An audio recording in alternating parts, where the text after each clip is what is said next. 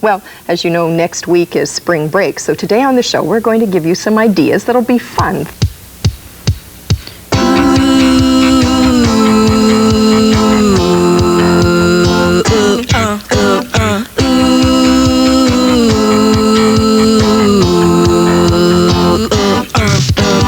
Hark now and listen, I hear something hiss, and do you hear peculiar sounds? Well, that is just a portion of something called gobbledygook, just one of the many poems that are a part of a book, and now a cassette, called Scary Poems for Rotten Kids.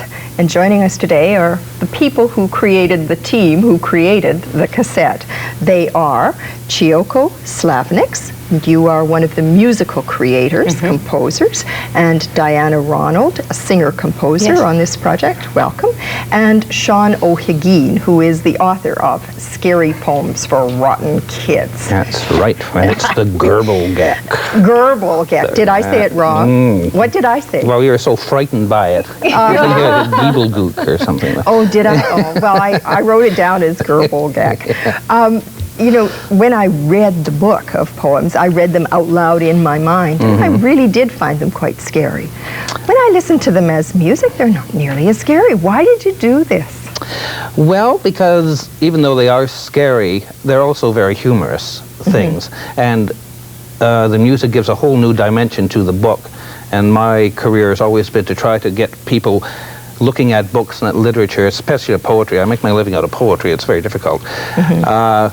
So I try to expand it into different areas. And the songs were actually a revelation to me, because this whole tape happened very quickly. It was all done in 3 weeks, you know, from conception to setting up a company to produce it to taping it. And first of all, I had mentioned to Chiyoko that I wanted to do it, but my manager said, "Oh, you need some sounds behind your reading." So Chiyoko said, "Oh, well, I can do that."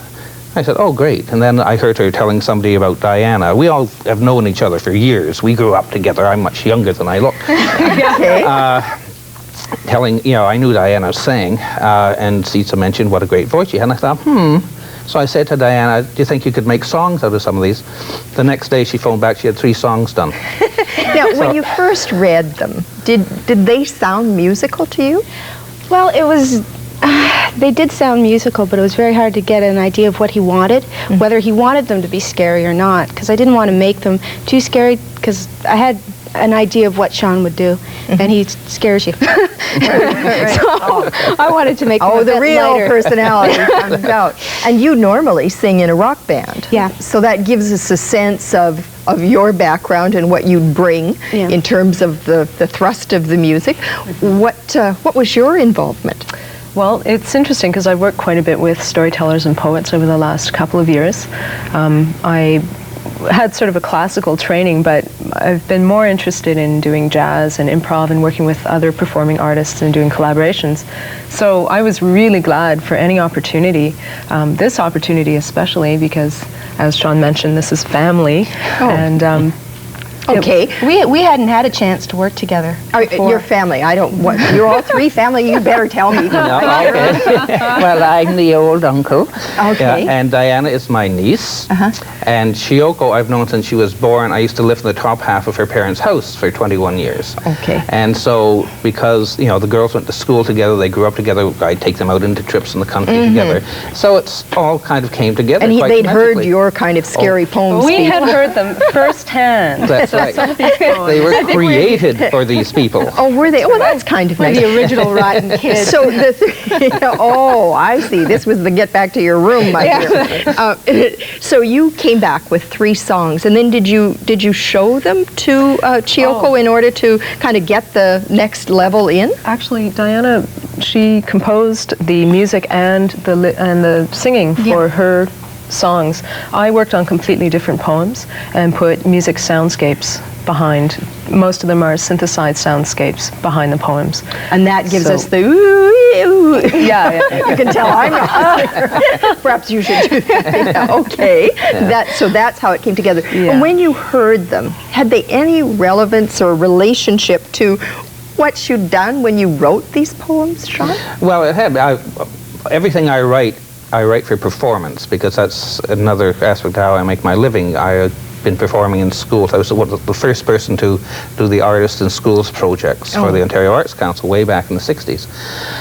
So I believe that, it's all written for performance. And I knew there was music there, but I couldn't quite conceive because You, like me, are not a singer. No, I no. see. So when Dianna came up with these incredible rhythms, which are quite different than the way I read the poems, I couldn't believe it. I mean, I was stunned. And what's the response been? It's been out for not very long. How do children feel? Dianna, I see her smiling. I've got a 7-year-old son, and he loves it.